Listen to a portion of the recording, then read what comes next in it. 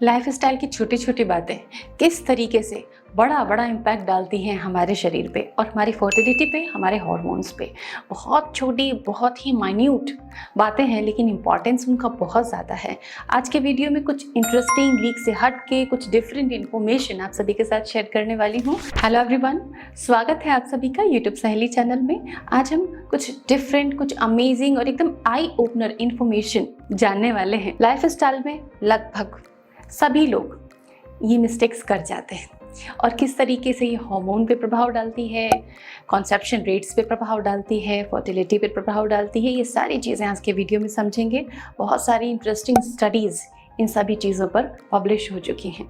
तो आइए जल्दी से शुरू करते हैं। लेकिन आपके विचार, सुझाव, आपकी भावनाएं आप हमें कमेंट में लिख के ज़रूर बताएं और हमारा Sunday special question and answer episode देखना बिल्कुल ना भूलें। फास्टिंग क्यों किया जाता है और फास्टिंग से फर्टिलिटी पे क्या प्रभाव पड़ता है, ये हम समझते हैं।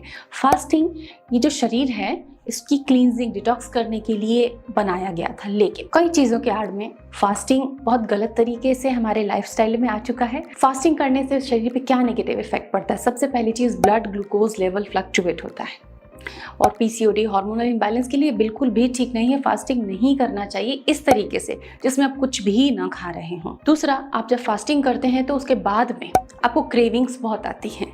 तो ये क्रेविंग आपको बैड ईटिंग हैबिट्स, खराब आदतें खाने की जो है, उनमें फंसा देती हैं। कई बार फास्टिंग में पीनट्स का यूज़ किया जाता है या ऐसी चीज़ों का यूज़ किया जाता है जो फास्टिंग होने के बाद लीवर के लिए बहुत हैवी होती हैं, उनमें अच्छा फैट नहीं होता है। तो इस तरीके से फास्टिंग जो आज के समय में किया जाता है, जो लोग इस तरीके से कहते हैं खाली पेट रहकर, ये आपके हार्मोनल इम्बैलेंस के लिए ठीक नहीं है। और हार्मोन अगर इम्बैलेंस हैं तो फर्टिलिटी डेफिनेटली प्रभावित होगी। जब आप फास्टिंग करते हैं तो आप न्यूट्रिशियस चीज़ें नहीं ले पाते हैं, फिर आपके डाइट में गैप होता है। इससे आपके बॉडी में विटामिन, मिनरल, एंटीऑक्सीडेंट्स की सप्लाई नहीं होती और फास्टिंग खत्म होने के बाद आप ओवर ईटिंग करते हैं, अपनी क्रेविंग्स को काबू नहीं कर पाते हैं। इसीलिए फास्टिंग करें।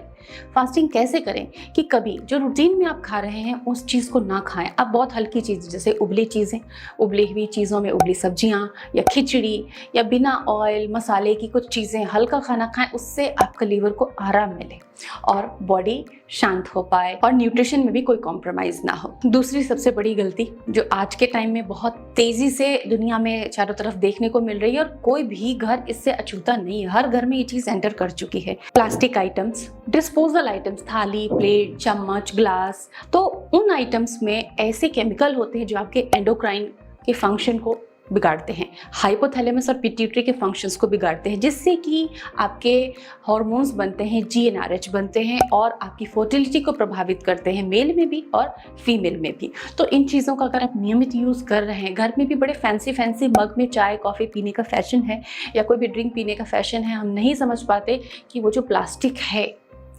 उससे जो केमिकल हमारे फूड में ट्रांसफर हो रहा है। केन में भी बहुत सारे फूड आते हैं इंस्टेंट रेडी टू ईट, उनके अंदर भी केमिकल होते हैं। तो वो हमारे फूड के थ्रू हमारे बॉडी में एंटर करते हैं और हमारे हार्मोन्स को डिस्टर्ब कर देते हैं, हमारे एंडोक्राइन ग्लैंड्स की फंक्शनिंग को डिस्टर्ब कर देते हैं और हम समझते हैं कि हमें अनएक्सप्लेन्ड इनफर्टिलिटी है। पेस्टिसाइड्स, इंसेक्टिसाइड्स, ऐसे कई सारे केमिकल्स फसलों को उगाने में यूज आ रहे हैं, वही फूड हम ले रहे हैं, हमारे बॉडी में केमिकल्स जा रहे हैं और वो महिलाओं में हार्मोनल इम्बैलेंस, एस्ट्रोजन डोमिनेंस का कारण बन रहे हैं। यही नहीं, कॉस्मेटिक आइटम भी बहुत ज़्यादा आज के समय में यूज़ आ रहे हैं और उनसे भी हम केमिकल अपनी बॉडी को दे रहे हैं जो कि बिल्कुल अनवांटेड है।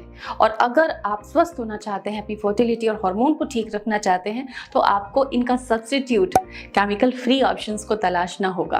तो अगर आपकी रसोई में नॉन-स्टिक बर्तनों में खाना बनाते हैं, कहा जाता है कि नॉन-स्टिक बर्तन में आप जब खाना बनाते हैं तो 6 मिनट तक तो कोई प्रॉब्लम नहीं, 6 मिनट के बाद उसमें से टॉक्सिन रिलीज होते हैं और फूड में ऐड होता है। इसलिए नॉन-स्टिक, प्लास्टिक, डिस्पोजल, इन सबको अपने घर से बाहर का रास्ता दिखाएं ताकि आप स्वस्थ रह पाएं। अपने जीवन में आप फर्क देखेंगे और इनसे होने वाले दुष्प्रभाव, जैसे कि प्यूबरिटी में प्रॉब्लम आती है, पीरियड साइकिल इरेगुलर रहती है, मोटापा बढ़ता जा रहा है। पीसीओडी की प्रॉब्लम का सबसे बड़ा रीजन है लाइफस्टाइल इश्यूज, जैसे कि प्लास्टिक का बढ़ता हुआ यूज और पुरुषों में टेस्टोस्टेरोन का घटता हुआ स्तर और बहुत सारे बढ़ते हुए male issue. Male infertility issues. तो इन चीज़ों को छोड़कर हम अपनी फर्टिलिटी को इम्प्रूव कर सकते हैं, इसलिए ध्यान रखें, फास्टिंग का तरीका समझें। अगर आप प्रेगनेंसी प्लान कर रहे हैं तो फास्टिंग आपकी बड़ी हेल्दी होनी चाहिए, न्यूट्रिशन वाली होनी चाहिए, और घर में अगर जो भी आपके डिस्पोजल या प्लास्टिक या फाइबर से जो बनी हुई चीज़ें आप यूज़ कर रहे हैं, पानी रख रहे हैं उनमें, जिससे कि टेम्परेचर फ्लक्चुएशन पे केमिकल आयन एक्सचेंज होता है और आपका फूड, वाटर जो भी आप उसमें रखते हैं कंटामिनेट हो जाता है। तो उनसे बचें और अपनी सेहत को बरकरार रखें। उम्मीद करती हूँ ये जानकारी आपको अच्छी लगी होगी। Take care, bye bye.